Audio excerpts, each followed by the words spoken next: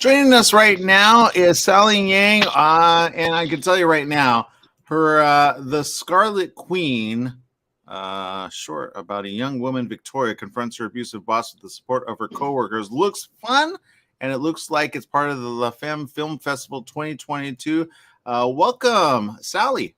Hi, can you hear me? I can, yeah, loud and Hi, clear. hi. Sally, okay, so obviously this, the Scarlet Queen, tell our viewers what they can see when they go ahead and get this added to their subscription.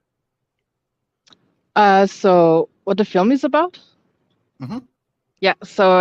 As it's a young woman, and she confronts her boss, who has he has a um he has abusive behavior, and there's also like a symbolic of chess game that I used as a metaphor to show the confrontation between the two characters.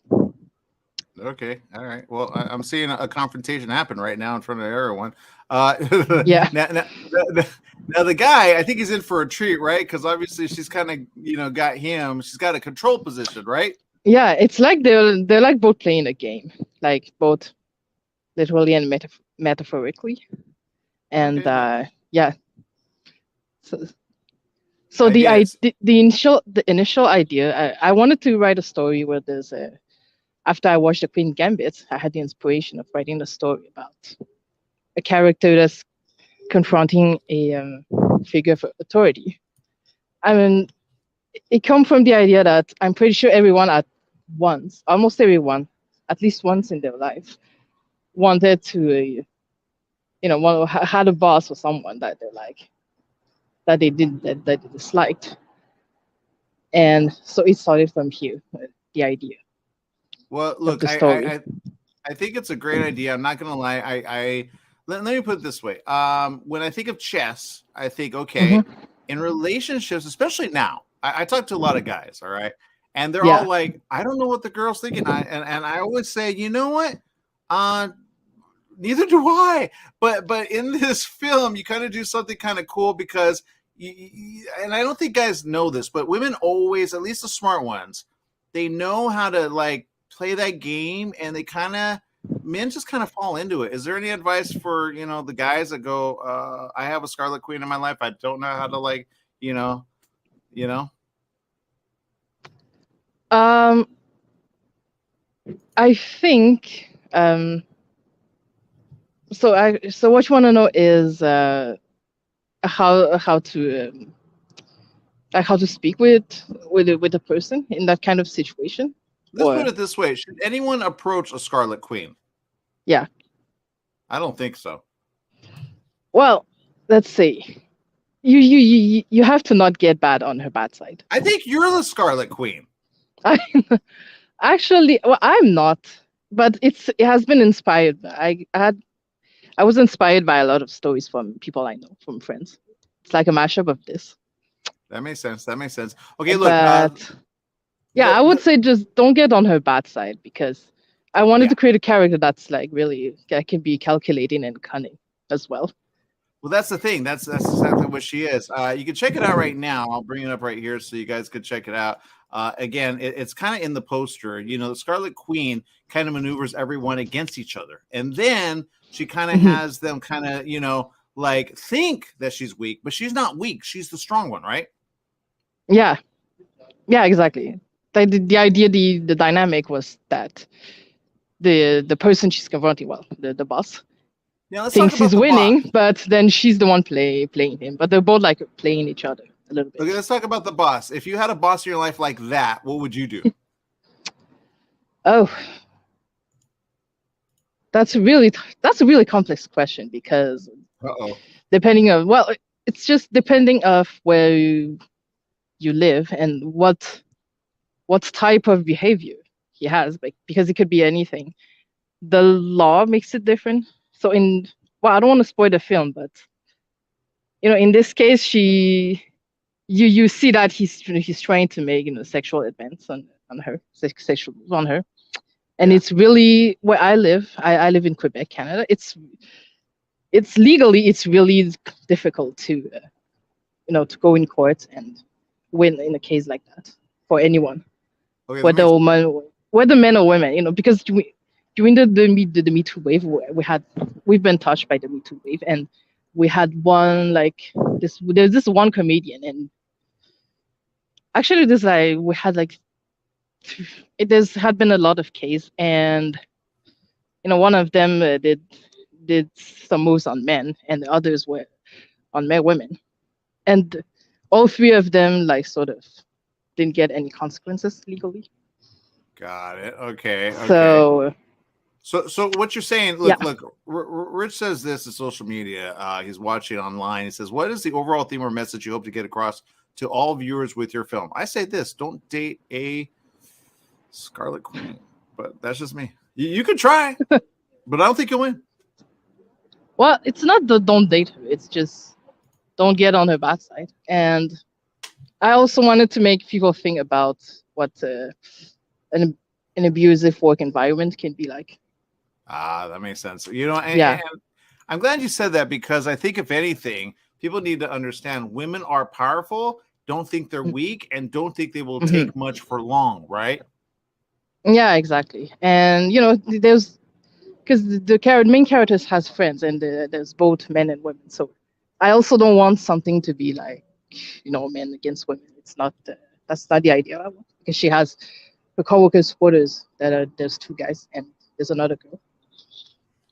Now I like how this is because the title and I can't say it because I don't speak that, but La Dame or La Dame. Oh, that's the French one, but Dame, it's just the.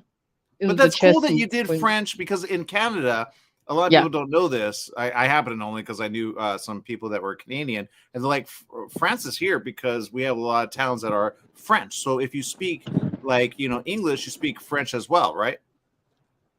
Yeah, it depends where we live, because I live in Quebec and it's mainly French speaking. Yeah. Yeah, there's not going into detail. There's a lot of conflict between French speaker and English speaker.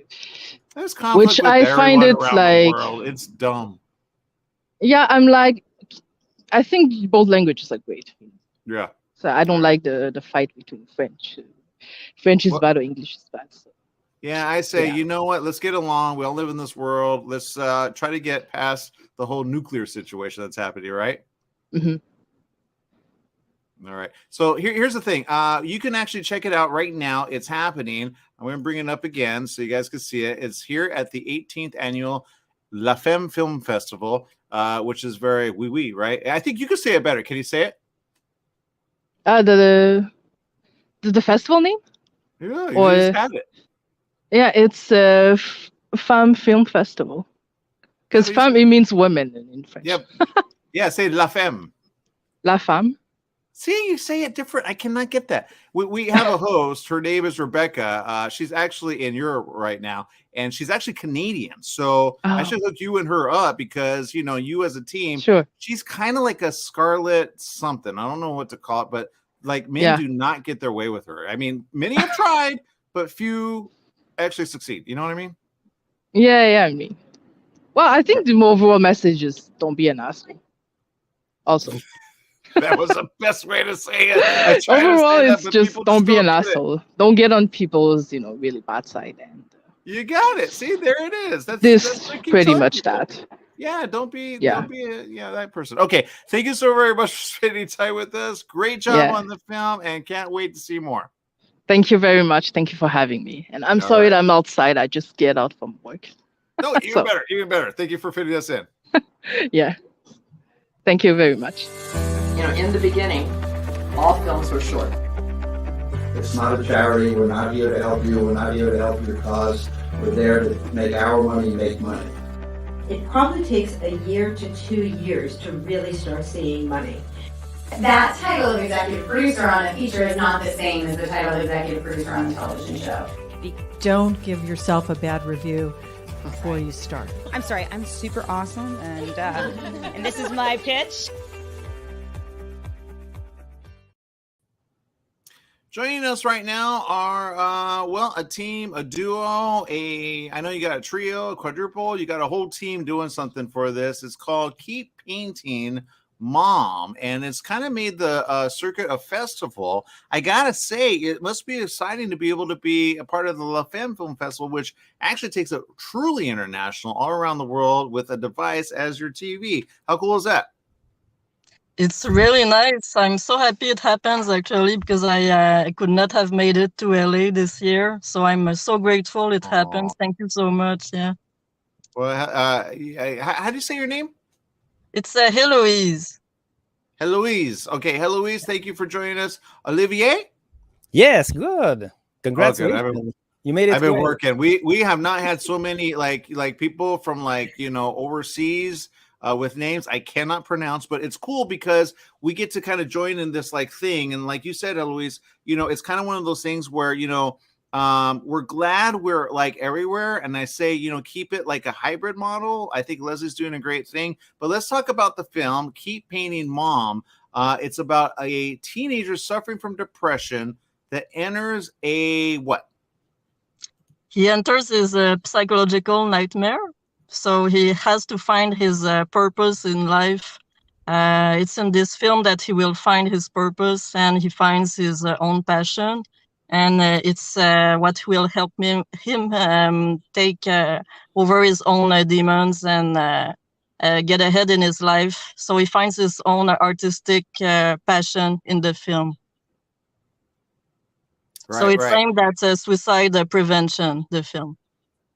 Well, and I'm glad to, you know, see something like this. First of all, the way that you kind of shoot it and the way that you film it, I'm looking at the trailer now. It looks interesting.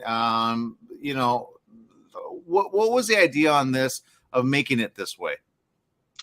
I wanted to have two different techniques of animation, so 2D and 3D animation, because the story is that he wants to become a comic book artist.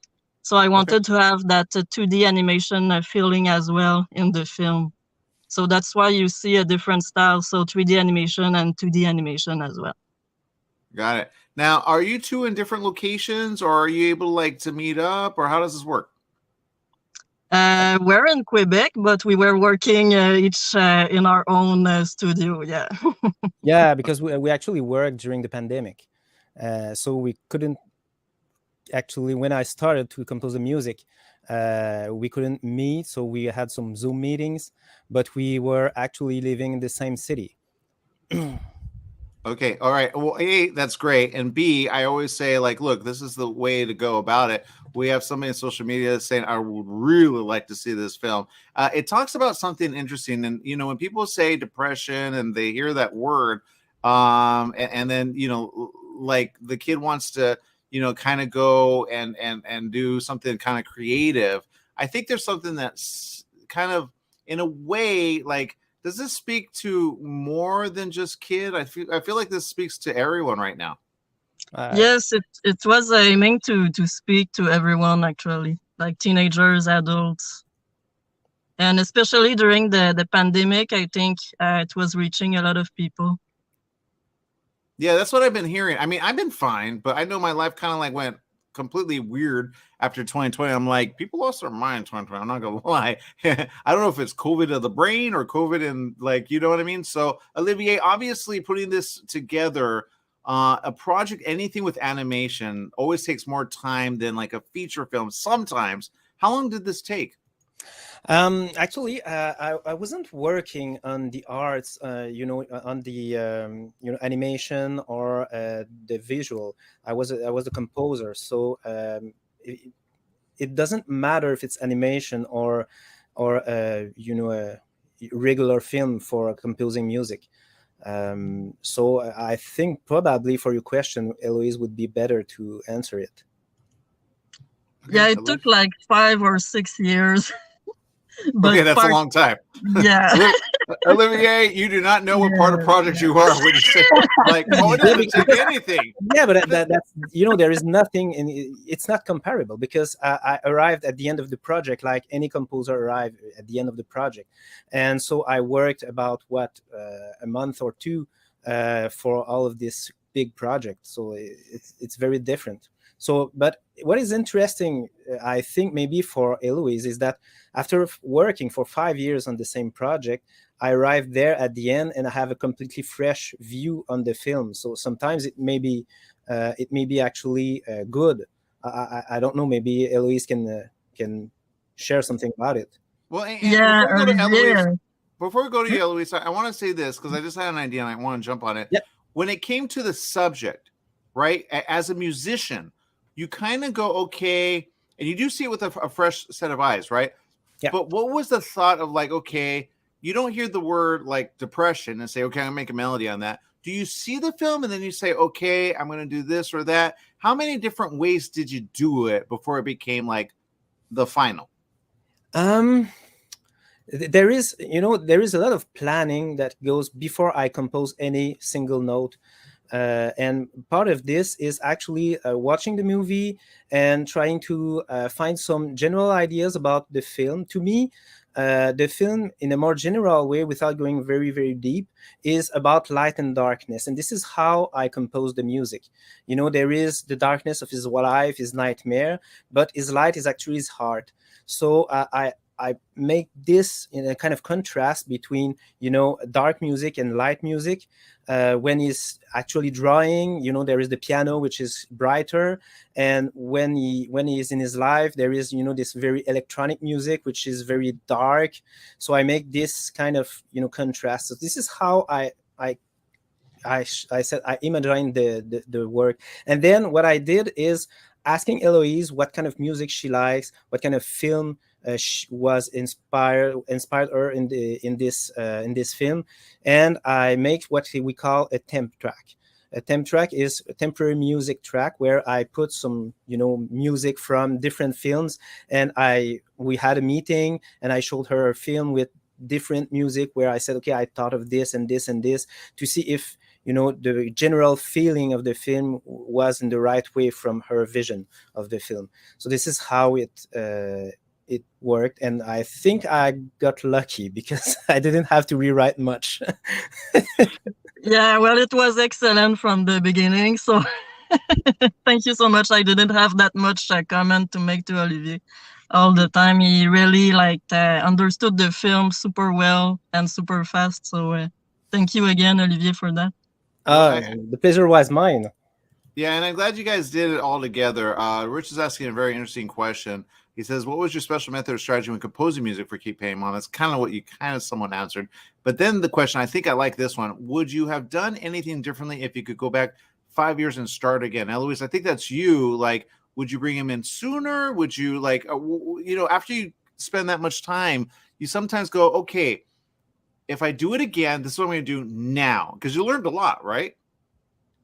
Yes, I mean, the part that I would change would be to change my rendering system. So it's always the rendering that takes so much time, and I think I would have needed a more powerful rendering engine.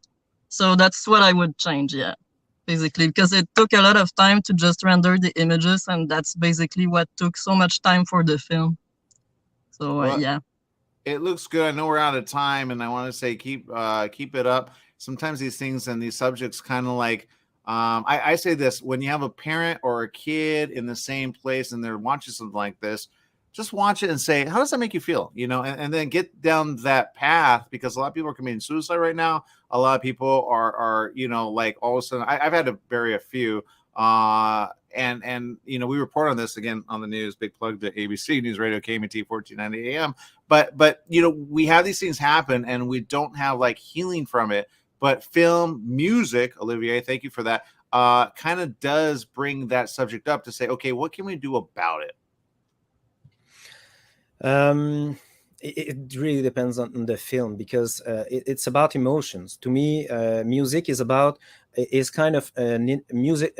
Emotional enhancer of the film. So you have to go in the film, you watch it, and you're asking yourself, what's the emotion that the film is actually driving? So, and then with the music, you have to really understand what's the emotional, the emotional part of the film there, and then you try to enhance it, either by making something in this emotion, or sometimes making something against the emotion, which is a kind of contrast, emotional contrast between the music and the film. You can see that sometimes, especially in Tarantino films. He loved that kind of principle.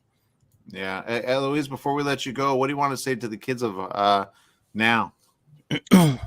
Like to find their own purpose, like to follow their dreams, their passion, and it's what it's what will help you get through your problems in life. So don't give up and really find your passion. It's what is important in life.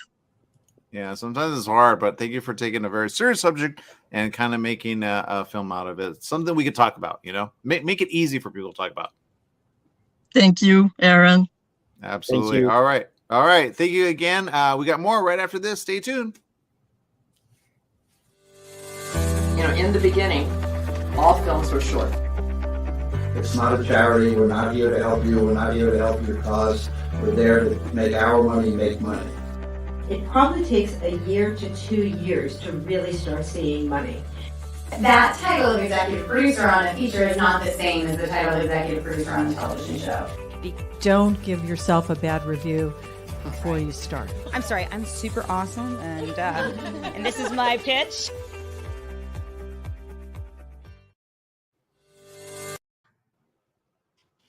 Joining us right now is Holly and Esther, and you two have a project. It's Ribbons, and I understand this is a film. You guys are studying film, is that right? Yeah. Esther, you graduated too, right? Yeah. Yeah. So we just graduated. I'm sorry, I barely heard you guys. I think we cut out. Okay. This film, let me bring it up. Ribbons. It's about two girls that face the unraveling of their friendship backstage of their final performance. What is that? So the performance is like a ballet performance, and I did ballet growing up, and the chaos and pressure of being backstage before any sort of performance, I thought was a very interesting place to put a film. And I thought I'd seen a couple of movies that really inspired me to sort of embrace this chaos and show it. And yeah, it's mostly about it's like a friendship breakup, I would say. Yeah. Tell me, Esther, what does she mean by that? Okay, so where the film begins is at the end of this friendship between the two girls, Kendall and Macy, and essentially there have been a lot of things leading up to this intense moment of me and you just are not friends. Like, we don't see eye to eye. I am giving so much of myself for you, and I'm defending you. I'm standing up for you. I'm taking the blame for your faults, and you're not reciprocating that same experience to me. So I think that it's just mainly about how unequal like the dynamic and relationship can be when you are friends with someone, especially for such a long time, and you give so much of yourself to that friend. Okay, I love the story, but can I just say the way it's shot, it looks like a music video. It's like very like I have to go technical just a bit. What did you do to make it look like that? Because it looks almost period piece, like 50s style. You know what I mean? Yeah, I had an amazing director of photography. His name is Ryan Oligmuller.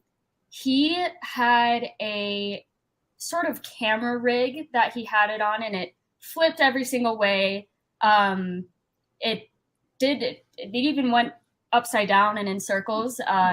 He is incredibly talented, and he knew what I wanted, sent some inspiration pieces. I wanted long shots. I wanted funky, I wanted it to all feel cohesive and moving, just like it is when you are backstage getting ready for something. And yeah, he really knocked it out of the park, and he just had this fun little camera rig, and we had it sort of, I don't know, we had these like weird zip tie sort of things holding the camera. It was a very interesting setup, but we shot mostly just on one camera, and I think it turned out really interesting. Mm-hmm. Yeah, it did. I will say, I'll bring up social media comment. Rich is saying the unique color tones in this film look excellent. how did you decide on those specific choices? That's a good question. I wanted to do like baby blues and baby pinks, and I wanted what I said when I was like originally pitching the film to my classes. I wanted it to feel like a very fancy chandelier. That's what I had on my mood boards. I had like elegant chandeliers. Like that's just what I wanted. I wanted it to be warm toned. I wanted it to feel familiar, almost like, I'm trying to think of how to put it into words. I want it to feel like safe and familiar, but also off in a way. And I think sort of that's where the paleness of a lot of it comes in, is just, I just wanted it to feel familiar, but definitely a little bit odd. Well, I think you did well, Esther. I mean, kind of teaming up with Holly on this. I know you had a team to do this. And again, sometimes a visual piece along with a good story is good. But when you have like a vision, like I would say keep that and then do like a 50 story. Does that make sense? Yeah. I also I came in at the very end after Holly had written everything and had just put together this really great piece. And I was like, just tell me what you want from me. Every single shot, I'd be like, so Holly, like, do I need to redo it? Like, what do you want? Like, how do you see this? How do you envision this?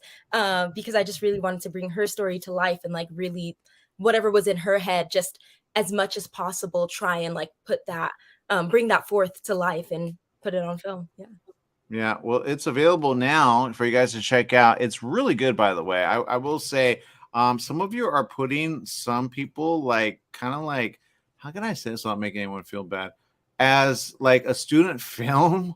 Let me put it this way: you're putting some to shame, because I've seen some stuff and I'm like, can you put a little bit more time or hire these to like do it? You know what I mean? Because you're doing feature like stuff. Does that make sense?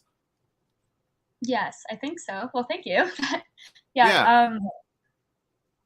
I will say CU Boulder's film program is absolutely phenomenal. They gave the most resources and time. They cared about each and every single one of our projects. They gave us a lot of time, answered any questions we had in the process. And I honestly think, thanks to my professors, thanks to my entire class, my peer group, that's really what drove this film home, is the decisions that were made on set, not by just me, but by other students who I was also working with. And I think just a group of incredibly talented people. It doesn't matter if you're a student. It doesn't matter if you're 15 years old. If you have a group of dedicated and talented people and you listen to everybody's suggestions, you are going to get like a incredibly quality piece. And I could not be more happy with everybody I worked with. Yeah, you got a lot of success coming, I guarantee it. You guys team up, you do a 50s or a 40s style thing, and then you do like a timeline of like, I don't know, if you had like a past life, maybe you, Esther, I could see you as like a singing like something, and then Holly, you could be like, I don't know, Yeah, I can see it. I could see it for sure. That could be really fun, for sure. Yeah, I'm already thinking of a film that, all right, I got some people now I can call. Okay, so I love that you guys keep doing this. Keep it up. Again, if you guys want to add, real quick, give out your way to contact you. If like somebody has some money and they say, hey, I want this shot that way, you can make it happen, is my point.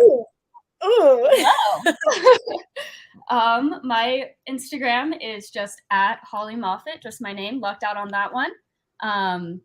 And that would probably be the easiest and best way to contact me, because I love to be on my phone. Even better. And Esther? My Instagram is EOMEGZ,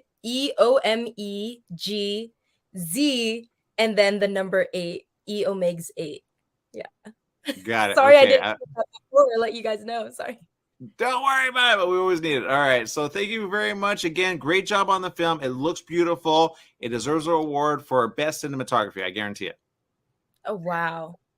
So how do we get put in the running for the best cinematography award? Like, so how do we let Ryan know? Get it? Like, get a film for the Emmys. All right. All right. Sounds like a plan. Okay. We'll get right on it. We got the creative hard. Now. All you have to do is submit. It's still a submission process. It's simple. You can do it. I guarantee it. Okay. Bye. Have a good one. And remember, go check it out right now. You can actually go ahead and see it. It's called Ribbons. Again, if you see the trailer, you know what I'm talking about. It looks amazing. So good job. Okay, we got more right after this. Thank you.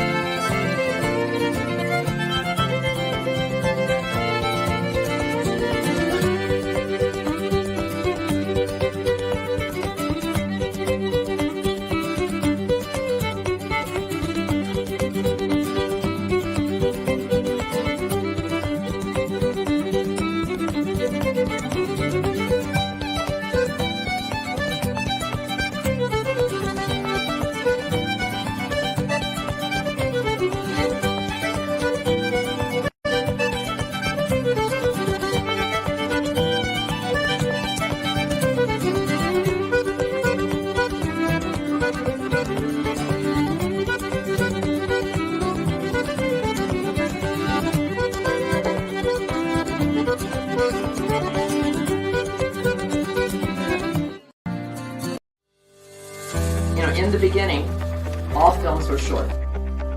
It's not a charity. We're not here to help you. We're not here to help your cause. We're there to make our money make money. It probably takes a year to 2 years to really start seeing money. That title of executive producer on a feature is not the same as the title of executive producer on a television show. Because what you're seeing on television right now is history in terms of where decisions are being made today.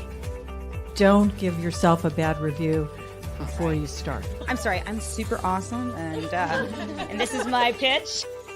What are recommendations for packaging? Getting to the right person at the right time, and you have the right piece of the package that they want to see. And be able to adjust, because the plan will never execute exactly as you plan it. If you set aside money for social media, for a publicist, for marketing, things like that, and really you don't have to sit behind those dollars and you can have more control of your own release. You can't go wrong. As for me, I knew that my episode was either going to be awesome or fine. That's the risk you take. Oh. That's right. It is. Well, let's start over. I wasn't ready for that. I apologize. Can you go to break real quick? Just go to break, then we'll be right back. I didn't.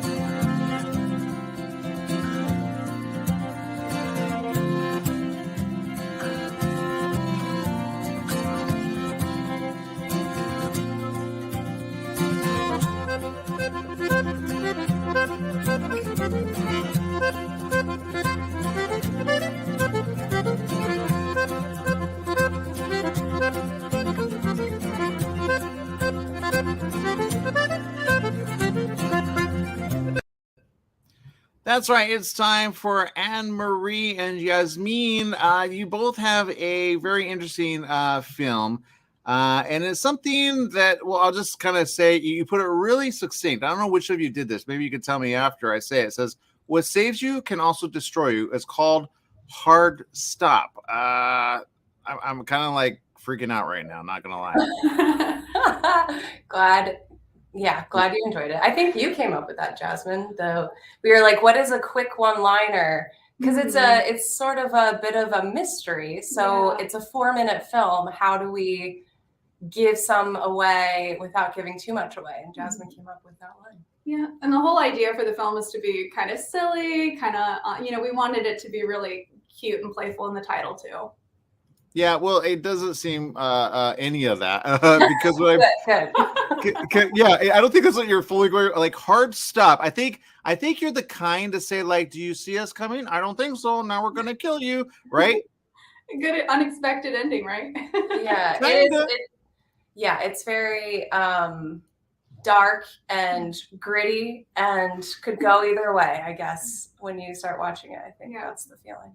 We're basically the Quentin Tarantino of horror comedy.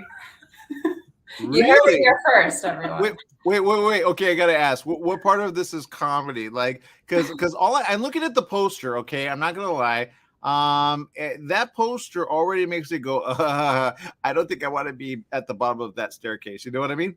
Yeah, no one ever in horror wants to be at the bottom of the staircase. No, it's really the worst place to be in any scary movie. Yeah. I think that this is one that's it's 4 minutes long. So I think the comedy it's not the majority of the film, but there's a build and take it or leave it. But when we were creating the storyline too, we really wanted it to play as if it were a horror, kind of that like campy, scary, until the very end. We wanted it to be a completely surprise twist ending, and that's where the comedy comes in. Yeah.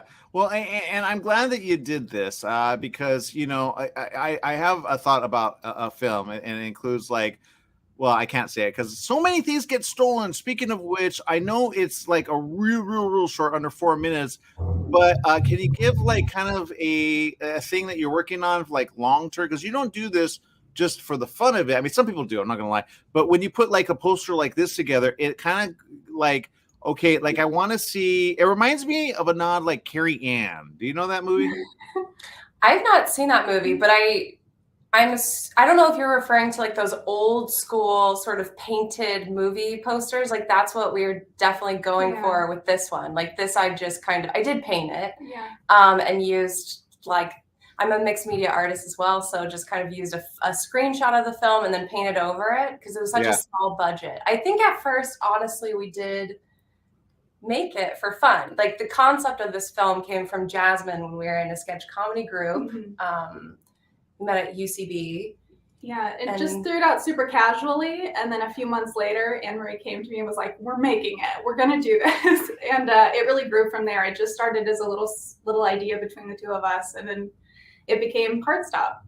Yeah, and I think that is a goal. Like this is hopefully a stepping stone for us to do. I have a horror comedy feature in mind and kind of getting the budgeting together for that and the script finished. So I love this genre because you can do it affordably and hopefully make a little bit of your money back. But I think there's such a thin line with horror film as well. Anyways, that's sort of almost funny, like making someone feel uncomfortable I wouldn't say it's easy, but I think that feeling of uncomfortability, discomfort is similar to like comedy in a way. Yeah. One of our social media comments from Rich, he says, horror and dark comedy is quite a wild mix. What major scary and or comedic films inspired you both to make Hard Stop? Well, I would say in general, I'm really drawn to really gritty pieces. Like, again, to say his name again, I really love Quentin Tarantino, but then I also love a lot of horror films like Midsommar or Hereditary was great. So as someone who does a lot of comedy, I really love other genres. So my favorite thing is just to mix those genres together and have a fun comedic element to it. Yeah, exactly. And I think one of what Jasmine and I did before writing any script to this, it was a fun way to we went around, it's all based in one location because we didn't have a lot of money for it. And we just went around writing it on our phone, like filming it, how we could do it. It's largely all in one shot, shot in one shot. So I think just exploring in horror films, how disposable female characters are, and just kind of doing a take on that. Well, and look, I love the take. I think you can go next level with it. I think, casting is everything, right? And then the story is kind of the thing. But I will say this, with what you have, A, you got to see it, right? And B, if someone like says, okay, I need a good, it's October, for example, right? A lot of films coming out right now. They would say, well, it has to be like a fall film. And I say, no, it doesn't, because it's everything. And people sometimes don't understand. Women love horror. I dated a woman. She loved, what's that one with the little guy? Right? And I was like, Chucky. Yeah, Chucky. See, we knew. See, that's what I'm saying. Yeah. So I was scared the whole time, not gonna lie. But when it comes to films like this, I think we need more of it, and we need people like you to say, okay, this is what we're gonna do next. So let's just theorize something. Let's put you two in a scene, right? And let's say there's everybody's doing a lake. So let's take that. That's kind of a thing right now. You're both in a lake. Who's the person you're running away from, or who's the person you're going to kill? Ooh, in a lake. Who are we killing in a lake? Where's the lake? Ooh, I would say unsuspecting neighbor next door who's like, your kid's okay down there? Yeah. But we're the ones that are going to kill them. We're running away, and then we turn it around. We're like, oh my gosh, don't do it. Don't kill me. And then you kill them with your oar. Yeah. I like that. That's our final answer. That's the one. I think if you had Jason in the same room, he'd be like, oh God, I'm getting out of here, right? Yeah. Oh, we could take him. Oh yeah, we could take Jason with our pure wit. Yeah. We'd find a way. Maybe we could Home Alone meets Jason, and we Home Alone him and sort of create all these little booby traps that kind of kill him slowly. He Are you writing this down? I'm putting it in my mind. I'm saying run now. They might look cute, but they're gonna kill you. Okay, look, great job doing this. It looks amazing. I know it's a short, and I'm not gonna lie, it's pretty short. I mean, 4 minutes. But it's a great little hey, watch this. This is what we want to make a feature of. So when you have the money, how much do you think you need to make it a feature? Right now? This film, I would not work, I don't think, as a feature, but it's supposed to be this sort of vignette that is indicative. It kind of describes what tone the feature that I would like to make has. Is you kind of, again, it's a bit of mixed media, and that it's a take on the media out in the world. And so I'm being very vague on purpose so that people watch it. So I think that, I forgot what your initial question was, but I think it could serve as a vignette to a feature with the similar tone. Again, like Jasmine said, it's making fun of the genre, having fun with the genre. And I think too, with this, we did so much of this ourselves, and we even making the logos and the props, the a lot of it we did ourselves. And so I feel if you gave me I'm gonna lowball myself right now, $5,000, I'll make you 3 movies right now, because I'll be making everything myself. We'll be writing everything. We'll be producing. I'm going to say this really quick, okay? A big nod to you and all the stuff you're doing. I'll give you an example, okay? I just met with a big event, and I do it every single year. This was a week and a half ago, and Cheech Marin was there, right? And he has a new place in, I think, Riverside, right? And he has a museum that he kind of got. It's really cool. But he's doing something for film, and he's putting a project out there that they will finance anything for $7,000. I think you two need to kind of get there, because Robert Rodriguez and him are teaming up. And we all know Robert Rodriguez knows Quentin Tarantino, and Quentin Tarantino knows, I'm just saying, you both, right? Because I think you could actually be in a feature of his. I think he would be like, oh God, I need them right now, right? But you'd be scared at the same time. Can we use you as a reference? Yeah, we'll say this is recording, right? Yeah, this is on camera. Saturday, October 8th at 4:55 p.m. You heard it first. 2022. Yes. 22. We did, and I just want to credit, we did have an amazing DP, Chris Kramer, and Wonderful. Jason Hill did the score. So a lot of people put their time and energy into it for very little money. But those are people that definitely, one day we all deserve big budgets, but it is inspiring to kind of, you need a lot of people that care about it if you're going to have a small budget, and you need to like, it's exhausting sometimes to push a film and to beginning to finish. So definitely, I think it requires people to be very focused and care about it. Yeah, and we love it. We want to keep going. This was just the beginning of what we want to do and what we want to do together. I think we just have so many big ideas and big goals for this work. So yeah. All right. Well, I say with the world of social, it doesn't take a lot to get one person to see. Again, let's say you have Quentin right in front of you, and he says, "Hey, I'm looking for a good, thing." How would you pitch your movie? This one, Heartstop. Yeah. How would we pitch it to Quentin Tarantino? Do you have a quick answer to that? Dark underground apartment. Women in cars. Scary noises. In a 90. It's implied that there could be like a drug dealer living next door. It's all about mood and score and shadows. It's all one long shot. Gritty, spooky. Yeah, we'll work on the pitch. We'll work on it. You got it though. I like it. I think you hit on some stuff. Okay, yeah, we'll work on it a little. We'll work on it. All right, great job, you two. Keep it coming, and great job on everything you do going forward. I can see this actually being made into a feature. I've been saying that a lot, but it's true. So great job. Can't wait to see it, and can't wait to see all the great films that you're going to be a part of. Oh, thanks. Appreciate it. Thank you. Thank you for your time today. Yeah, absolutely. All right, we got more right after this. Stay tuned.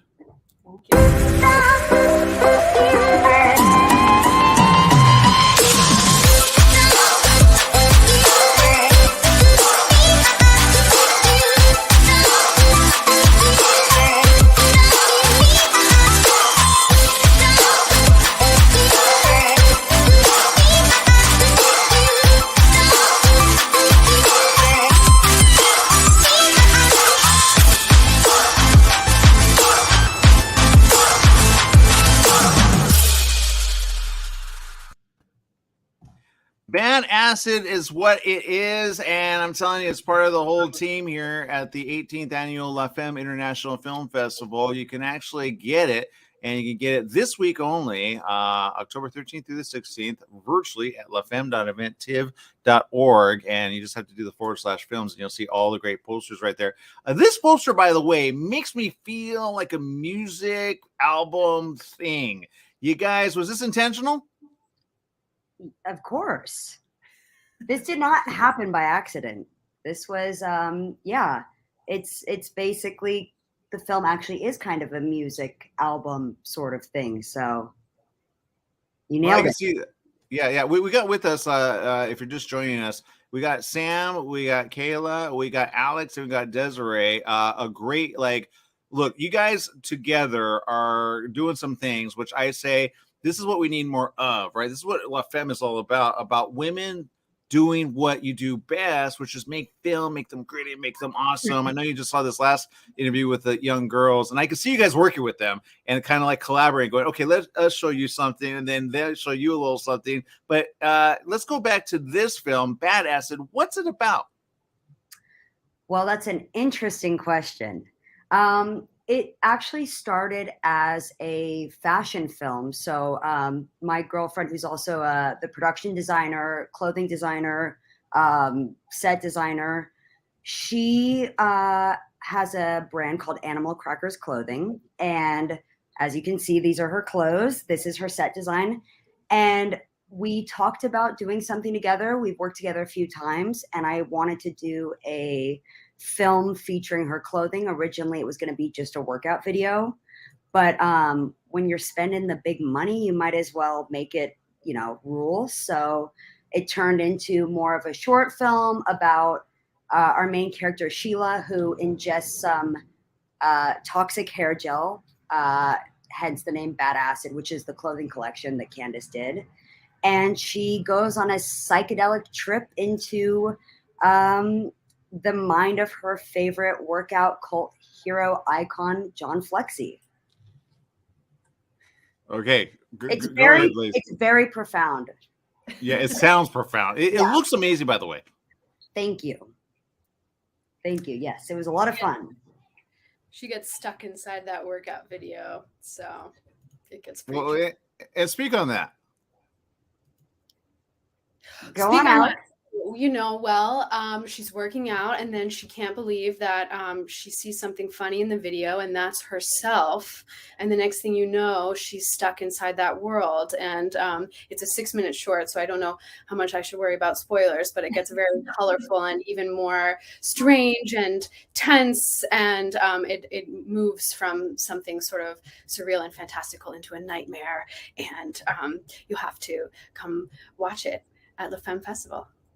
Yeah, well, and I love it. It's in this whole thing of like, and I don't think people understand, but it's kind of a thing. This is another short, and I love it. It's in the category of experimental. I'm not sure what that means, but 6 minutes and 34 seconds of something that I think looks like a music video. Again, I'll say. Let's put it this way, and there's a good question here. But before we go to that in the chat room, the question I have for you all is, what is it you want to do with this going forward?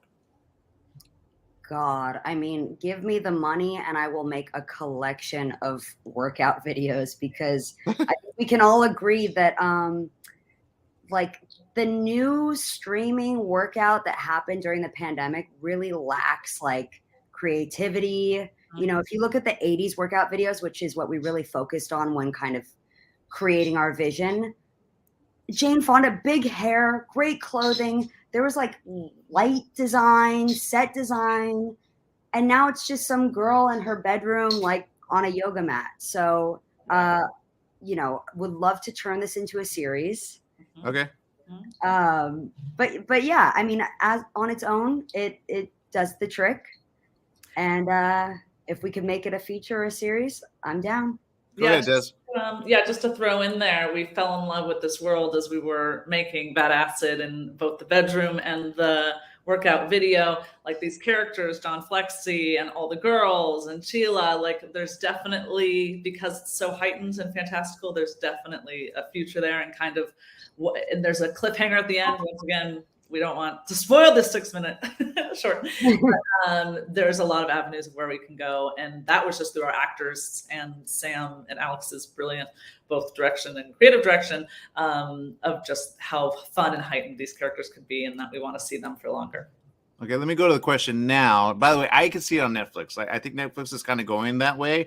I think it kind of goes along kind of the vein of, you guys got to see Cyberpunk, okay? If you haven't seen it, it looks really good. It looks gritty, and I think it kind of is like, okay, it's 80s redone, but in virtual. If that makes any sense. Yeah. Okay, so I think that's where everyone's going. But here's the question by Rich. He says, if Bad Acid had the opportunity to become a TV series or big budget feature film, who are the top actors or actresses you would love to star in it with? God, that is a tough. I mean, I would say bring Jane Fonda back. Like she's the OG. Right. You know who'd be great is David Hasselhoff. I can see that. Hasselhoff, Jane Fonda, Alex or Des, throw in the third. I'm thinking John Travolta. Also, yes. bring him back. There you go. Ooh, that's a good one. I like that one. And I mean, we have some really amazing talents in this. This is Bonavega. He was on America's Got Talent. He's an incredible guitarist and personality. I mean, gosh, if this became a long format thing, he should definitely be there. And number one pop star is our lead in this. And she's just awesome and has a whole universe unto herself as a filmmaker as well. So if this was a long format series, Sam, you know, up to you. I'd entertain, you know, bringing some of these incredible people. No, they would be there, but John Travolta, David Hasselhoff, and Jane Fonda would be like guest appearances. Would just be surrounding them, yeah. Exactly. They'd be extras.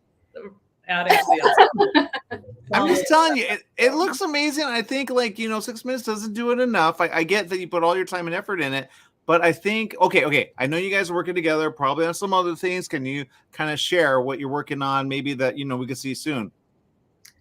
Yeah, Des, go on. Yes, there's a feature called My Divorce Party that Sam and I worked on, written directed by Heidi Weitzer. Yours truly also plays the divorcee of My Divorce Party. So follow us on My Divorce Party Movie on Instagram for more updates coming soon about that feature.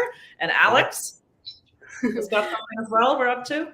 Yeah, we're also developing and building our financing package for a short that would be a proof of concept for a feature about a woman whose nose grows long when she fakes her life online. And it's called Malocchio. It's like a horror Pinocchio.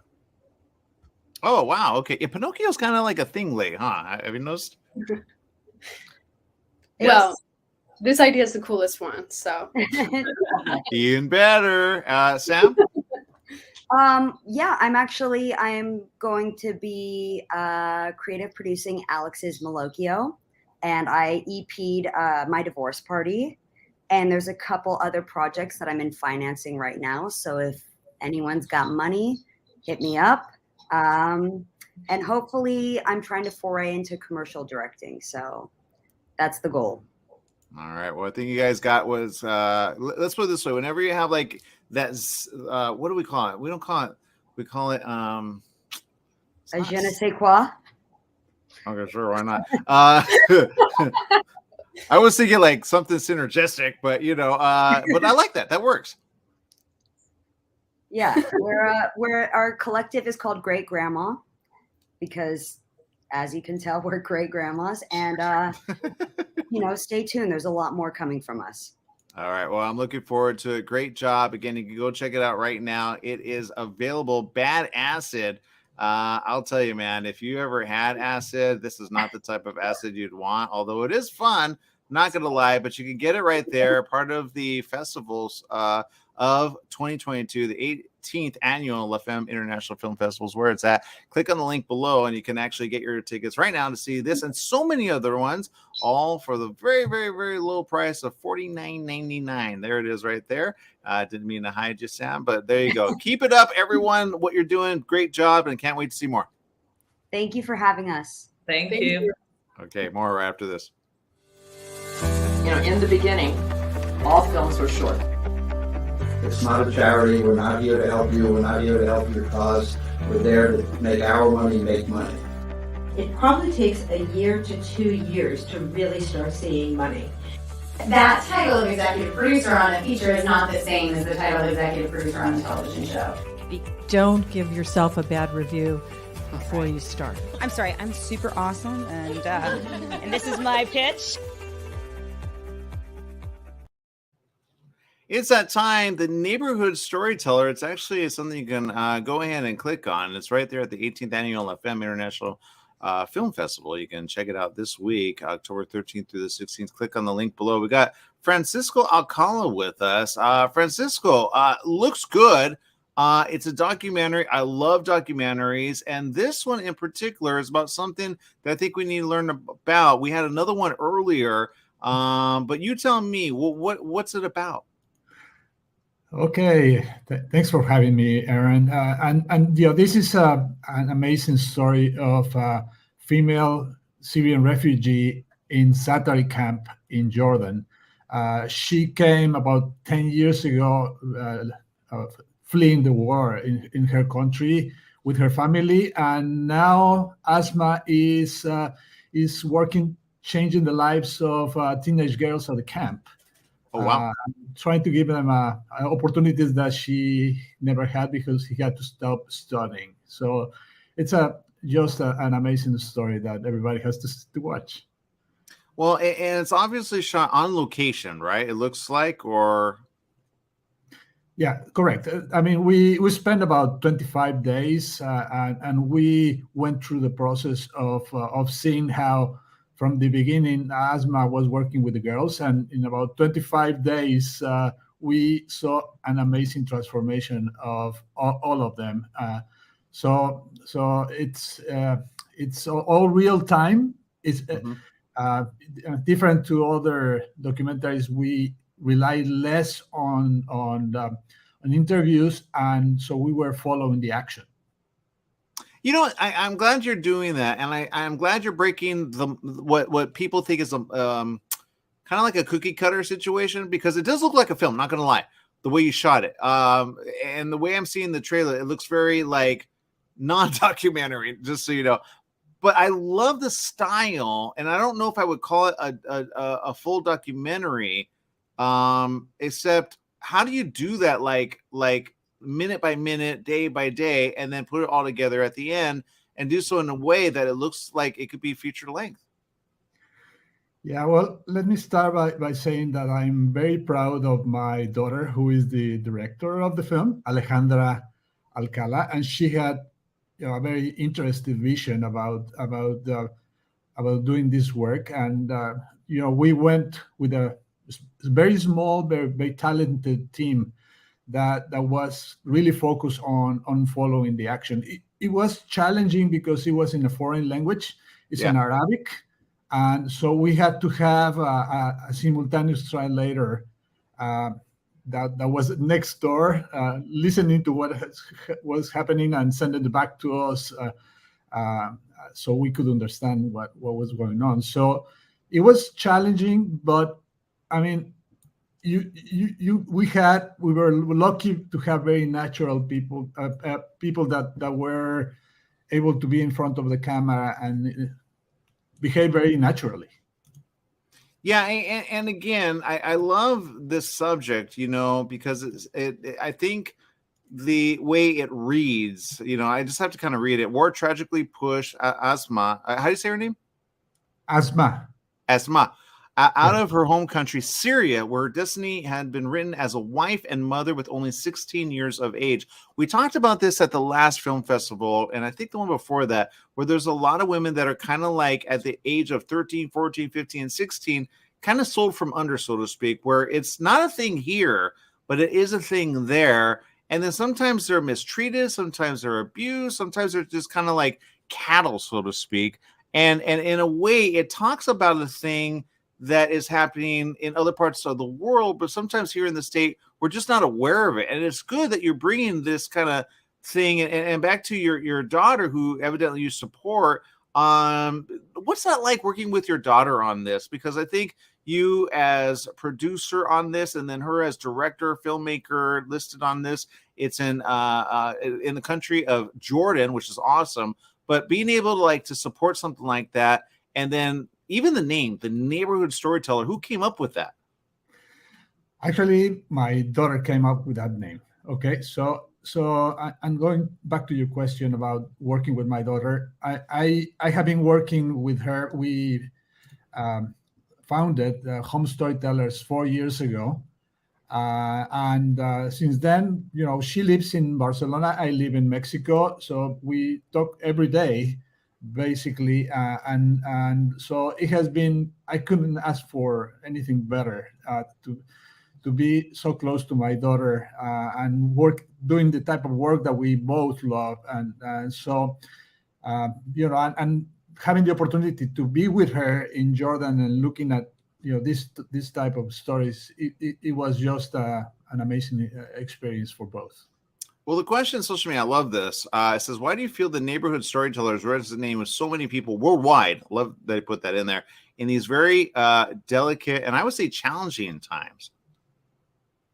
Sorry, I missed your question. Oh, the question at the bottom of the screen right there. Rich sent it in. He says, why do you feel the neighborhood storytellers resonate with so many people worldwide? Oh, well, it's it's a story that is showing something that we all care about. I mean, we like to see women and girls empowered, and because it's very clear that by empowering women and girls in vulnerable situations across the world is going to make a huge difference. Asma is a very clear example of this idea, and Asma is so excited about reaching about 1 million girls and women in vulnerable situations with her message. Well, and I think she can do it. It's right there. It gets the word out, and I think the discussion after is so necessary on films like this. So I think a great job. I can't wait to like kind of show people what it means to kind of be in a way like, you know, we here in the States. Well, let me give you an example, Francisco. Before she brought this to you as a project, what were you thinking about, like the area before you went, and then after you came back, what was your thoughts about it? Well, it was, I mean, every time that we do a project like this, we are transformed. You know, I had, you know, living in Mexico and I also live in the States. We have really little understanding of some of the things that are going on, and you know, finding a person that even in the worst, you know, very difficult situation is dedicating her life to transforming the lives of other people is just something that it gets you. And you know, hopefully we all learn from this type of stories and do our part in the world. Now, can I just say something from one guy to another guy? Okay, it's very rare, and I know sometimes people go, "Why is a guy interviewing a bunch of women?" I say, "Why not?" I started doing this way back when, but my point is this: I think women like love someone who supports them, but B, how cool a father you are to be able to support your daughter. At what point did you say, "Daughter, whatever you want, I'm going to help you out with"? That started about 30 years ago, Aaron. Oh man. Well, I can tell you're a lucky dad, and she's a lucky daughter to have you. And I will say this: whatever you do next with her, I think is a winner. The way it's shot is beautiful. I think it's going to make a lot of people, you know, say a lot of things. You're doing some impactful things, and I think you got creativity. Oh, by the way, quick question. You know, when you knew, well, let me put it this way. Did you ever think you'd be in film, or did your daughter make you like in film? No, I mean, I started, and then, you know, things came together because she also, I mean, she's a graphic designer, and suddenly we talked about it, and it just happened. I mean, it's a team thing, I would say.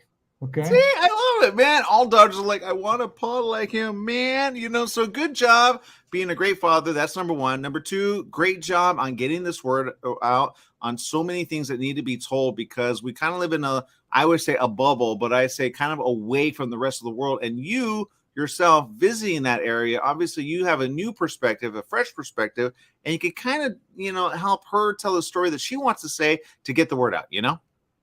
Yep. So can I just say that if people are interested in learning more about the work that my daughter and I do, you can visit homestorytellers.org or follow us in Instagram and Facebook at Home Storytellers. There it is. We put up the link right there. Again, check out the film. Check out them on any social media. Get the word out and help support. And great job, man. Good job. And keep it up. Thank you very much. Appreciate it. All right, more right after this.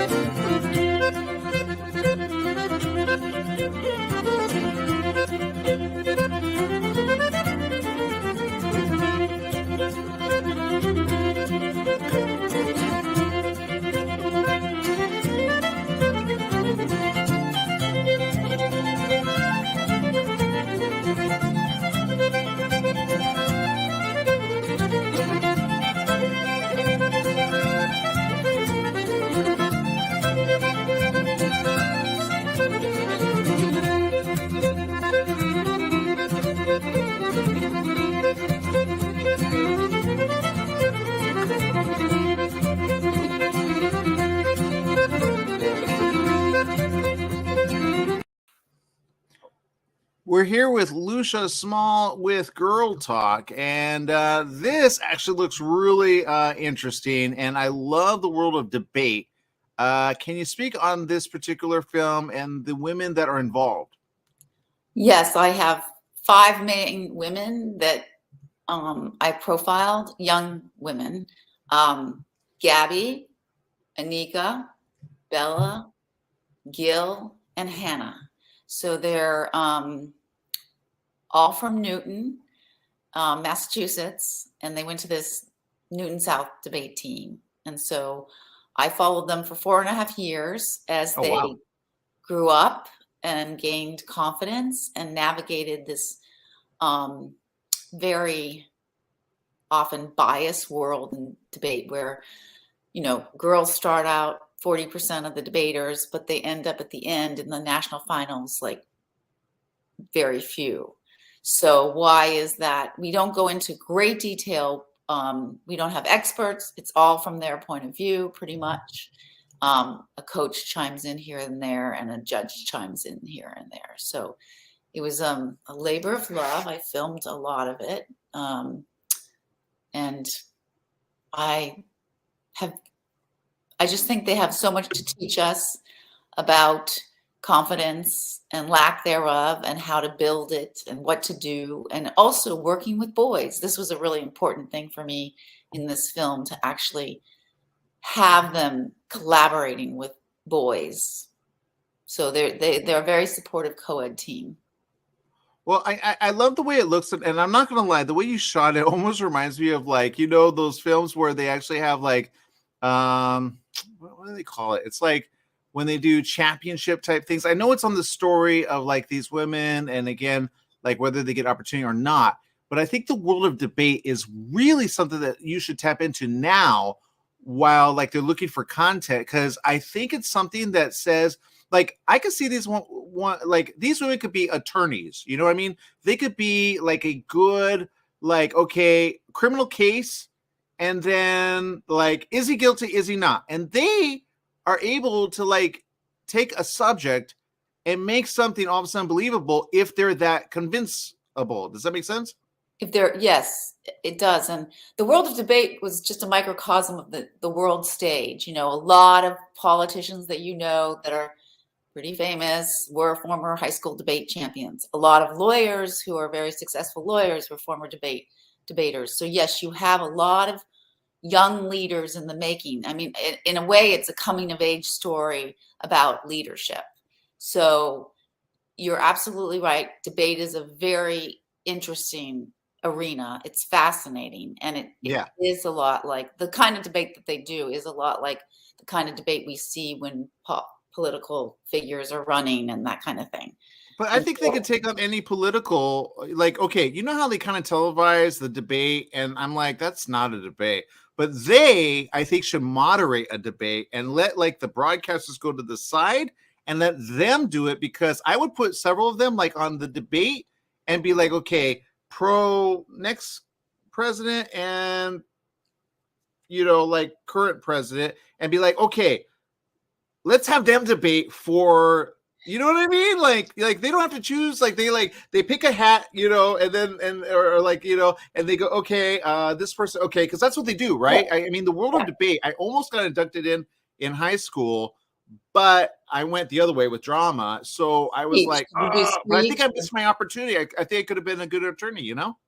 Well, you might have been, and it's just where your heart lands. You never know. I mean, these kids are all going off and doing amazing stuff. And but the good thing about this debate is there are rules, and they have to be able to support their facts with fact-based research that's backed up. And so there's a lot more accountability. You also have to sit for time and listen to your opponent in a way that you don't often see on the national stage. So you're absolutely right. They could basically take over. Is that what you're saying, Aaron? Well, I say this when I say, look, back to something you just said. You said they have to say facts, right? They can't work with, like, what ifs. They don't work with what ifs. You give them a what if, it's like, whatever. They take a subject, they research it, and they go, okay, you're pro or you're against, right? Right. And And they don't know until right before the debate itself whether they're going to do pro or con. They flip a coin. That's my point. That's my point. So that's the kind of attorney you want if you're innocent, right? And if you're a district attorney, that's the kind you want to convince, no, that guy did it, man. Because it's all in that little like moment of, okay, when they're ready to set that verdict, it's that last speech. And that is where, like, I'm telling you, they should be writers. Well, they're doing a lot of amazing stuff. One of the Gabby is studying political science at Tufts, and but they're doing other stuff that's mostly male-dominated arenas too. Like Gil went off to Brown, and then she's now working in New York City. Very excited to work in New York City for computer science. So they're becoming leaders within their own choice of interest, what they gravitated towards. Anika, who's one of the most strong-willed of the girls and gets very far in debate, she's now in economics and she's in finance. So they're going to impact those worlds, beyond legal worlds. They're going to impact them with their. Well, and I think you put it in the film. It says leaders of tomorrow, because they just need to believe that they can take it by the horn and then like turn it on its axis. As you said, I don't like to use the word male dominate, because women are starting to dominate in a good way to say, hey, we have a voice, we have something to deliver. And I think this is the future of what is to come within like a few years. Historically male dominated. It is. There you go. You got it. In the past. We want to keep it in the past because those are dumb. That's where we got where we're at today, with stupid people talking about stuff that is like, it's not fact-based. It's like, come on. Right. So they are, they are great collaborators, and the boys on the team are great collaborators, and they couldn't do it without each other. And that's what I love about this team. They do all their own research. They support each other. They're showing us a different way of being leaders. Yeah, exactly. And I love this comment. The question comes from our social media viewer, Rich. He says, the competitive world of high school debate must have had a mountain of content to choose from. What was your system to certain, because there's so many moments. How do you get just like the few to make it in this, final?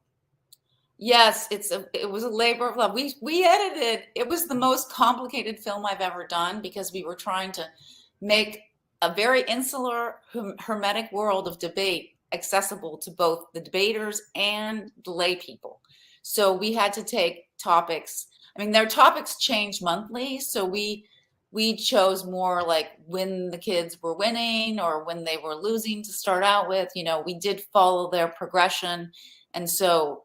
But we show the array of topics that they are grappling with, and their world politics and local politics and school politics. So it was very exciting to make those choices. But it took us two years on and off to edit. So it wasn't the biggest edit I've ever done, the longest edit I've ever done. Yeah, so well, I had tons of content. I'm glad you brought it, and I'm glad we could see it, and I'm glad, if you get the all access pass, it's available. Just get it now. It's available. It's only $49, and you get all the great content, including this one. And then you can have that discussion with your kid or with like someone who's in, school, and you can be like, you need to enter the debate team, because it'll make you go far, because it uses parts of the brain that people aren't used to using, Well, I call it the sports of the mind. It's really sports of the mind, and I like that. They're just as serious as any athlete, if not more. They do nights and weekends, and they're there from 6 a.m. till 10 o'clock at night. So they've got very supportive parents that are helping them do it. Good. And they love it. They just love learning. They say it is more stimulating than school itself. So it's very exciting to see. All right. Well, I want to say thank you again for making it a thing with us. Thank you for getting this film, and thank you for bringing it to La Femme. Using it. Thank you for programming it. It's wonderful. We're really excited to be at La Femme Film Festival, and we just are so. This is the first women's film festival that we've been at, and so thank you. Thank you. You know so what? much. I'm glad we could do it. We got to get the word out there. I know the team over at La Femme are like, yes, we're glad we had a home run with this. So good job, create and keep going. Okay. Thank you, Aaron. Appreciate it. Lisa.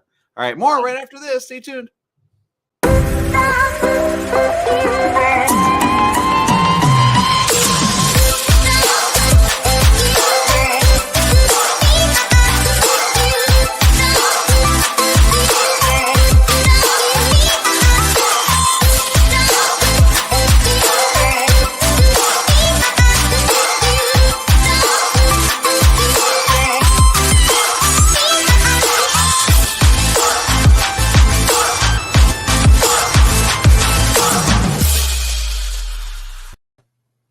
The smallest steps, yes, it is all right there available for you to see. It is happening. It is amazing. And it's all right there at the La Femme Film Festival 2022. It's the 18th annual La Femme Film Festival, which is international and available on any and every device. We're talking to Nicole Bedford, who is a part of this film. And I will say, I love the intro. It says, what does it take to have a voice?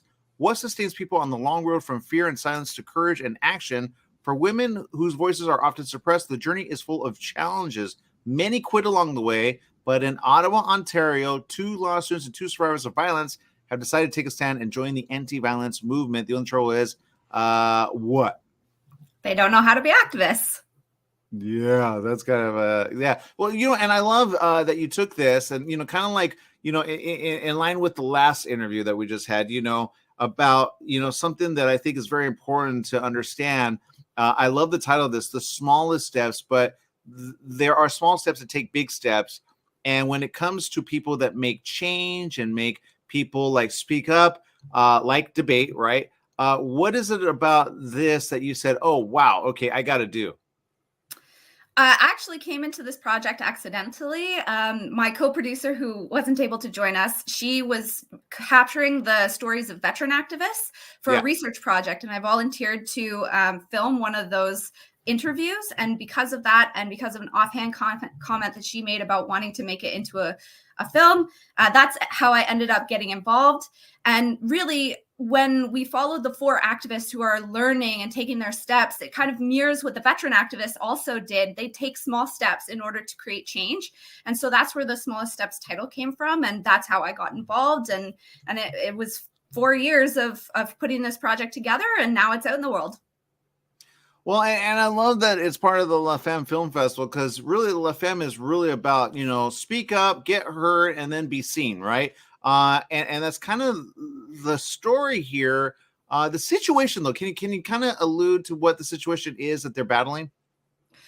So they're all working to end violence against women. And when we talk about violence against women, we're not just speaking about domestic violence. We're talking about all forms of violence against women. So it can include human trafficking, sexual violence, violence within the justice system, which is something that our film touches on, missing and murdered Indigenous women and girls. So that's kind of what they're working towards ending. And all of the activists are taking steps in different ways. Some of them do things like write a brief to amend our federal divorce act in Canada.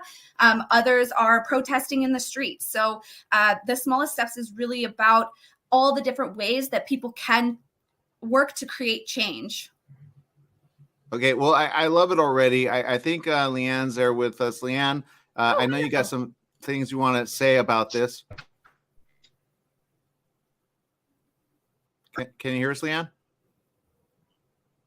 Okay, I think he's stuck, unfortunately. But that's his picture. What's it like working with, a good team? Well, a team is essential, and working together. One of the things that I really liked was our team was diverse in terms of age, and so we had some people who are really, really, really experienced, and other people who are brand new to it. This was my first feature film, for example, and what was nice about that is we worked together to kind of share, thoughts, ideas. When we finished an interview, I would ask the crew, like, do you have any other questions that might come up for you? Because everybody was at different stages of learning. And that's the reality when it comes to activism, is we're all at different stages. And so we all can learn from each other, both those who are really experienced as well as those who are brand new, because we all bring something to the table that can benefit the movement. Yeah. No, I love it. I think this question is kind of an interesting one. The question is, what sort of challenges occurred during pre-production and production itself during the creation of The Smallest Steps? Well, there's been tons of challenges. One of the biggest ones was actually funding, and we thought we would get a lot of funding because of the topic, because of the subject matter, but that was a really challenging area. Another challenge was in Canada, sometimes we protest in -40 weather, and that is really, really cold. And so you're out there with your cameras and hoping your equipment's going to work. There was one time we were filming on Parliament Hill, and we were using wireless mics. And because of all the interference, we got no audio. So there's all kinds of challenges. But the thing about having a great crew is they work with you. They come up with ideas on the spot, and they make magic happen. And then you also have a great post-production team that also helps you save some of the material that was really essential that you had some issues with. That makes sense. Well, you shot in a great country. Canada's got some great stuff going on, and I say this, great job, getting through it, because sometimes it's kind of the beginning, the middle, and the end, and right before you want to bring it out, you're like, do we want to do this? What gets you over that? Sharing it with the world, you mean? I don't know. I mean, you work on something for 4 years, you kind of do want to share it with people. I'm not nervous about sharing it with people at this point, because one of the first things I did was share it with the protagonists and share it with the people who had supported the film. And we got such great reception. And every time people see it, they come away feeling very excited, very motivated. I mean, it is a heavy topic, but we worked hard to show that, working to end violence against women, working as an activist, is a joyful experience as much as it is difficult. And so you come away from the film feeling motivated, feeling like you want to get involved. And my only encouragement there is actually take that step, take your small step, get involved, sign up, volunteer, whatever you can do to help end violence against women in Canada, in your country. That's what we need. Yeah. Well, we're definitely going to follow you. There's the handles right there on Facebook and Insta. Also the documentary, you can follow them on Twitter. Insta is Smallest Steps Doc, so you can check it out there. And I will say this, for your next one, what are you going to do? I went to Nova Scotia to film with 4 women who decided to form a band right before COVID in this tiny little town of Lockport, Nova Scotia. And so that's my next documentary. It's called Roots and Mesh. And I filmed, and now I'm in post-production, and I have to actually put it together so I can bring that one to the world. Okay. I got to ask that. When you say you bring it together, how long does that take? Well, The Smallest Steps took, like I said, we filmed the majority of it in about a year, and then the post-production took about 3 years. And of course, you do pickups and stuff. But the Nova Scotian documentary, I filmed it during the pandemic, and now it's been a year. So I'm going to guess it's going to be about 2 years if I can work on it in a concentrated manner. Do you do snacks? I got a bunch of snacks right here. Whenever I have to whenever I produce or I have to what do you have? I don't think you want to see. I got a lot of Coke. Oh, is that just so that you can sustain the interviews over a long Yes, time? I got a lot of water to be hydrated, right? That's good. I'm not going to lie. I have jerky here, which is amazing, right? Good protein. Need your protein. And then I actually have, oddly enough, this looks disgusting. I know. Are you vegan? Nope. Thank God. I got pastrami. Oh yeah, that does look disgusting. Actually, whatever. Here in Canada, it's our Thanksgiving, so I just had a giant meal with my family. So whatever. Okay, look, don't. My point is this. People don't understand what happens behind the scenes to make things look good, right? It's true. I'm not judging your pastrami. You enjoy it all you want. It's good. Okay, whatever. Okay. Look, thank you so much, Nicole. Great job on this. I know your team member, he wanted to be on this. Unfortunately, sometimes wireless or internet just doesn't work. But thank you for bringing this to us. Judy over there from Walla Walla, Washington. She says, I missed some of the interviews, but hi, and congratulations to everyone. And hi, Nicole. She used a lot of film emojis. I got to find those. I got to use those too. But yeah, she follows us. She watches the show, ABC News Radio, KMT 1490 AM. Got to do a shout out to that, especially the morning show. But thank you so much for doing what we want, which is bring awareness to topics like this. I'm bringing up again. There it is. The smallest steps. Sometimes it takes the small steps and a lot of steps of a lot of people to bring home the message, right? Exactly. That's exactly it. So good job. All right. More right after this. Stay tuned. Thanks so much.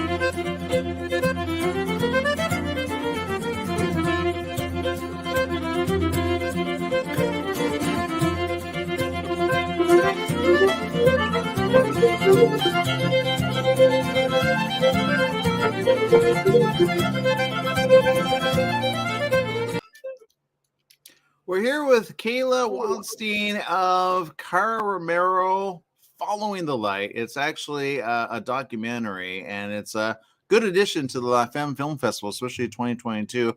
I know 2023 is just around the corner. I can tell you right now, she's probably working on several things. This is just one of how many, Kayla? A million. That makes sense. That makes sense. Look, you obviously have a great addition to all the films here. I think we have like over 100 and some different films. Yours is interesting. It's actually about a photographer, Cara Romero. Can you talk about that? Yeah, she's a contemporary fine art photographer from the Chemehuevi Indian tribe, which is at Lake Havasu, right on the border between California and Arizona. The reservation's actually on the California side. So part of this documentary actually goes into the California indigenous history that informs her work. It has behind the scenes footage from some of her shoots, like you can see here. You know, you get to meet her friends and family, close collaborators. It's a really intimate look. I'm very proud of this one. Yes. Yeah, I can see. Well, and I love that you're doing the behind the scenes of her behind the scenes. You know what I mean? Like you're that person. They go, wait, who took the photo? Oh yeah, that's right. There's somebody else, right? But why this particular photo? Like, what is it about her that you said, okay, I got to do this? Well, I was actually commissioned to do this by the Institute of American Indian Arts Artists in Residence program. Cara is actually a former. Wow, I love that shot. I'm so sorry. Like, I appreciate that shot. Like, she put a lot of time into that. Yes, yeah, it was a joy to capture her process, especially as a videographer. I kind of consider myself a fine art videographer. She's a fine art photographer, and there was a lot to relate to her on for me personally. And I'm also from California originally, so that's another thing we had in common. Okay, so I will say this. Look, I'm glad. You're able to kind of like do something with photography here, because there's something about photography and the world of cinema that I feel needs to go next level. Because sometimes photography people stay photography. When I go, why don't you do film? And they're like, nope, I like my photography. I'm like, but like, and then some film people kind of need a little like, you know what I mean? Like they need an eye that they don't have that a photographer has, especially her. The best photographers make the best videographers because they're so focused on that one frame and the composition and the light and the color. I just feel it's such a good foundation for video. And you can tell when somebody has that foundational understanding in video. Yeah, and some people just don't. And I think like, okay, I think of like movies like, I'll give you a perfect example. Some really good ones are kind of making the front of like, okay, Disney, right? Disney has some now like webisodes, but they're streaming, you know, but it looks like film, and it's basically like Mandalorian, it's like some other stuff, and they're all shot in a way I'm like, it looks like a photograph, you know, like and they're not ultra budget. I mean, it's Disney, of course it's budget, but it's not like the same as it would be like Star Wars, you know, number 20, you know what I mean? So the question I have, when you get to like meet people like this, what does that do for like you when you go like, okay, I got documentary, I do documentary, but I want to do film. Do you have a film like that I think you want to make? You mean like narrative film? Like, your question to me is, do I want to make a film? Like, yeah, like a feature. I mean, because I consider this a film. So when you say film, you mean? Well, what I mean by that is this. Sometimes I find people, they love documentary, right? But sometimes they have a film in them and it's hard to transition. I don't know why it is. I had a conversation with someone and I said, why do you stay only with one when you could do it all? And they go, well, I just know. Yeah. Huh? I have an answer for that. Okay.